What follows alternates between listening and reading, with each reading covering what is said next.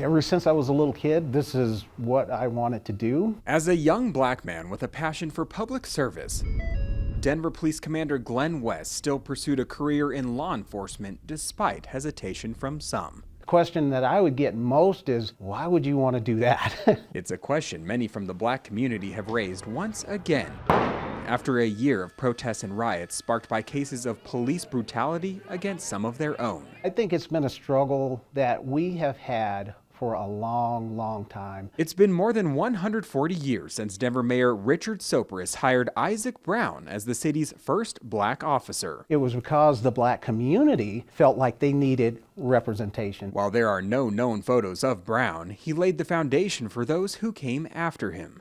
From officers Gilmore, Bruce, Williams, and Riley to the Baker brothers. The first black female officer, Carol Hogue, hired in 1972, to Commander West, and those still to come. It was definitely an eye-opener. As a 20-year-old black man, Tyler Moffitt watched the fallout between police and the black community last summer.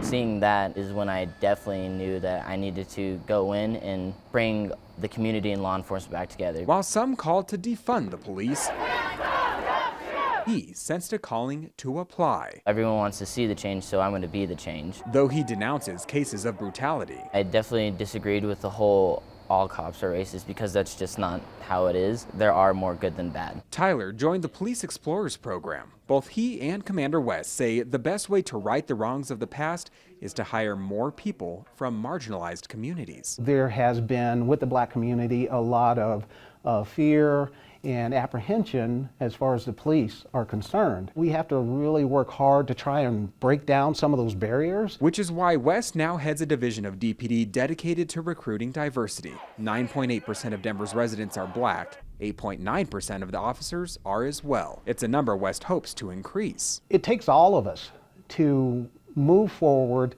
to heal some of the things that have happened in the past. Because of the first African-American officers a century ago, and the ones still standing the thin blue line today, Tyler can be part of the change his community has long been seeking. I would honestly say thank you. They've absolutely paved the road for people like me, and I hope that I can fill in their shoes and, if not, do better. In Denver, I'm Dillon Thomas, covering Colorado First.